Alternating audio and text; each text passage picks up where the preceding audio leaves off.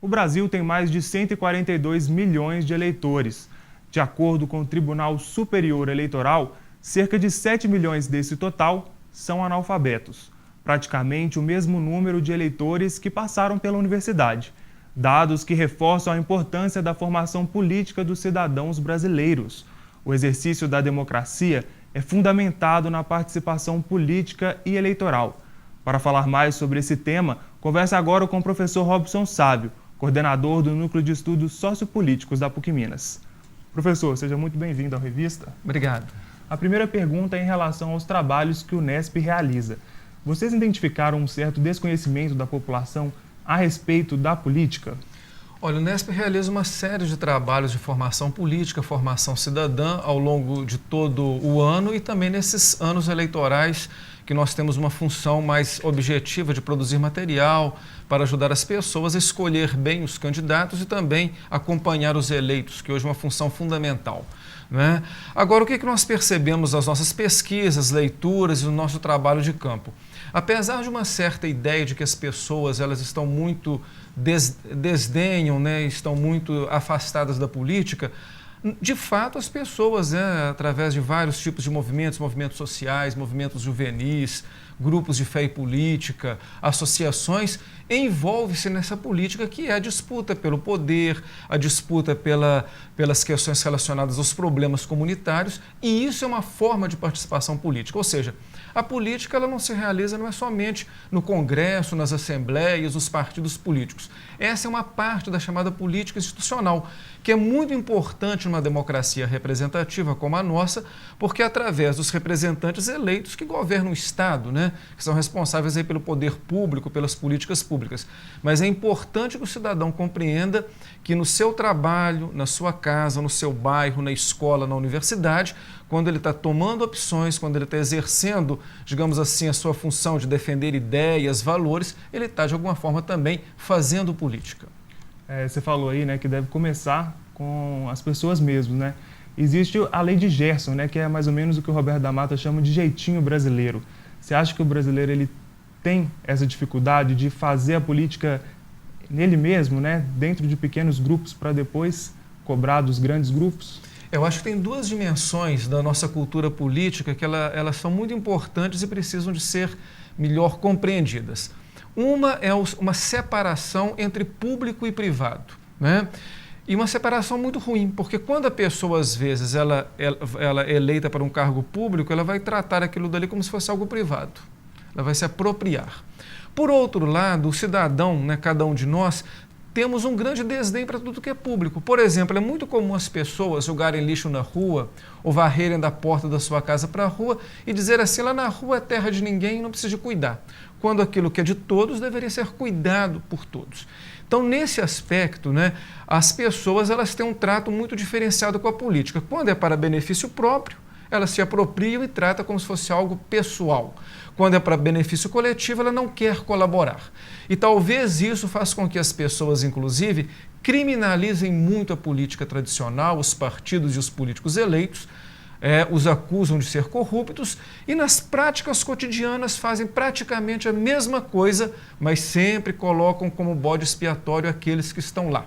Então, eu sempre digo que, apesar dos problemas que nós temos hoje na representação, nos partidos, na política como ela é, nós precisamos de entender que esses mecanismos precisam de ser aperfeiçoados. E para que eles sejam aperfeiçoados, é preciso de uma participação mais efetiva do cidadão. Por exemplo, no ano eleitoral, sendo mais criterioso na escolha daqueles que vão nos governar, nos representar nos parlamentos, mas pensando que a escolha é simplesmente o primeiro passo. O voto não é o último passo, é o primeiro. Cabe ao cidadão o compromisso de acompanhar, de monitorar e de cobrar aquele que foi eleito. Professor, com relação à reforma política, você poderia citar algumas propostas que estão dentro do projeto? Um dos grandes problemas que nós temos hoje nas eleições é o que a gente chama de financiamento privado de campanha. O que significa isso para as pessoas entenderem? As empresas, grandes empresas, investem milhões de reais nas campanhas de políticos. Nós sabemos que as empresas não votam. Quem votam são as pessoas, os cidadãos. Essas empresas investem milhões de reais, né, muito dinheiro, e depois, quando aqueles políticos são eleitos, elas vão, através de mecanismos de corrupção, de caixa 2, de beneficiamento de obras, conseguir, através de obras públicas e outros tipos de falcatruas, esse dinheiro de volta. Há pesquisas, por exemplo, feitas em outros países que para cada R$1 de dinheiro privado numa campanha, aquela empresa vai ganhar pelo menos outros R$8 em obras e de outras formas. Então, uma das questões da reforma política é acabar com o financiamento privado de campanha. Ou seja, as pessoas elas têm que ser eleitas pelos cidadãos e, em relação aos cidadãos, assumir seus compromissos e esquecer do poder econômico que enviesa e que atrapalha o sistema político e eleitoral. Mas, além dessa questão, que é a principal, nós temos outros pontos, como, por exemplo, a igualdade de gênero. Hoje você tem muitos homens exercendo cargos públicos e quase nenhuma mulher. Aqui em Belo Horizonte, por exemplo, são 41 vereadores e uma única vereadora. Então, quer dizer, há que se ter uma questão relacionada a gênero, igualdade de gênero. Igualdade também para grupos minoritários que não são representados. A ampliação de mecanismos de participação mais constante do povo, que é a regulamentação do artigo 14 da Constituição, ou seja, o povo ser chamado mais vezes em referendos, plebiscitos e mesmo projetos de iniciativa popular, para apresentarem sugestões sobre políticas públicas, avalizar ou não políticas que estão sendo executadas pelo Executivo ou discutidas nos parlamentos. Então, a reforma política ela é um conjunto de medidas que tenta melhorar o sistema político brasileiro, a nossa forma de representação, fazer com que os nossos representantes estejam mais próximos dos representados. Lembrando que na Copa das Confederações, nas jornadas de junho, os jovens diziam eles não nos representam, mas numa democracia representativa, os representantes eles têm que nos representar. Então, é uma maneira de trazer a democracia de novo para mais perto do povo, porque, afinal, como diz a Constituição, todo o poder emana do povo, que, através de seus representantes, né, exerce os cargos de gestão do Estado. E é isso que a gente está tentando fazer, dezenas de instituições, com esse projeto de reforma política. Professor, muito obrigado pela entrevista, viu? Um grande abraço para você e estamos à disposição. Muito obrigado. Assista agora a matéria feita pela nossa equipe de reportagem, que ilustra as funções que os políticos devem desempenhar durante o mandato. Muito importante para você acompanhar o seu candidato no futuro. Confira! Deputado estadual, governador, deputado federal, senador e presidente. São 5 os cargos em disputa nessas eleições. Mas afinal, será que o povo sabe mesmo o que cada um desses políticos fazem? Mais ou menos. Porque eles não fazem nada, então a gente não sabe o que eles fazem, né? Na verdade, não, porque eu odeio política, não voto. Promete muita coisa, né? Fazer, não sei não. Eu não tenho a mínima ideia.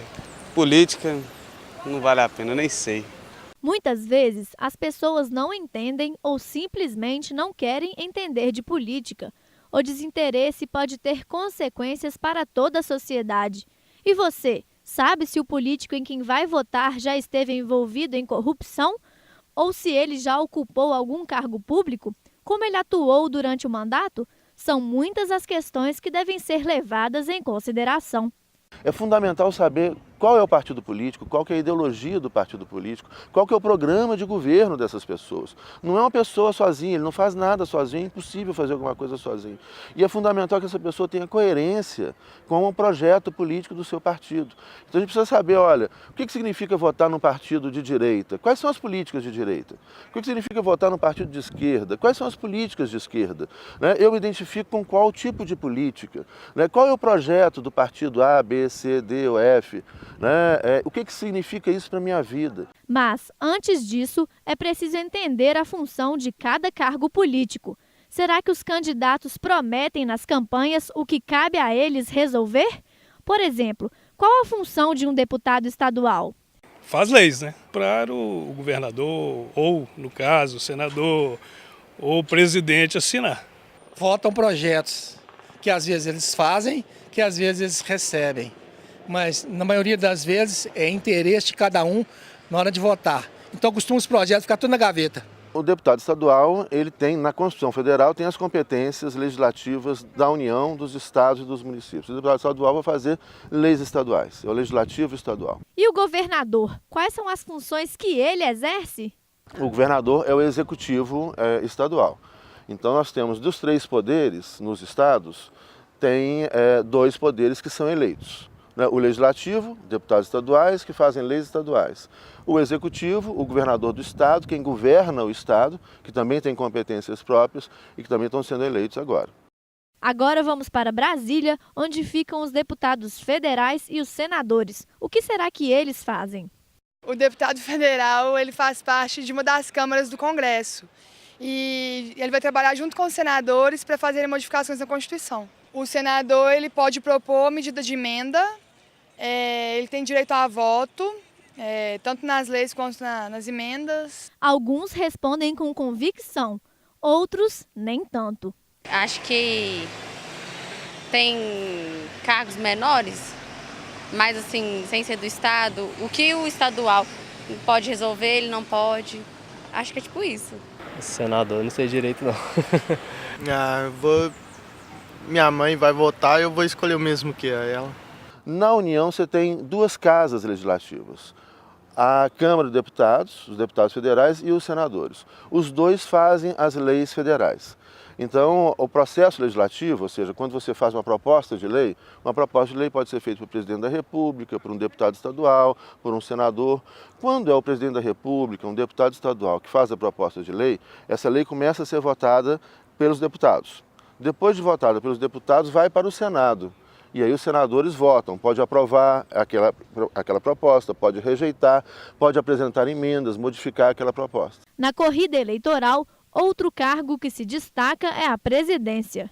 Como autoridade máxima do país, o presidente faz parte do poder executivo. Cabe a ele administrar e exercer outras funções estabelecidas pela nossa Constituição. O presidente, ele tem várias funções. O presidente, ele é chefe de Estado. Então, no caso, o presidente é chefe de Estado federal, ele representa o Brasil nas relações internacionais, tem funções de chefia de Estado. É chefe de governo, como chefe de governo, ele é chefe de governo da União. Então, como chefe de governo, o presidente não é mais que o governador, nem mais que o prefeito. No próximo bloco, você confere os índices da inadimplência dos consumidores brasileiros. Veja também uma reportagem sobre os drones. E, é claro, as dicas culturais. É daqui a pouco, depois do intervalo. Não sai daí.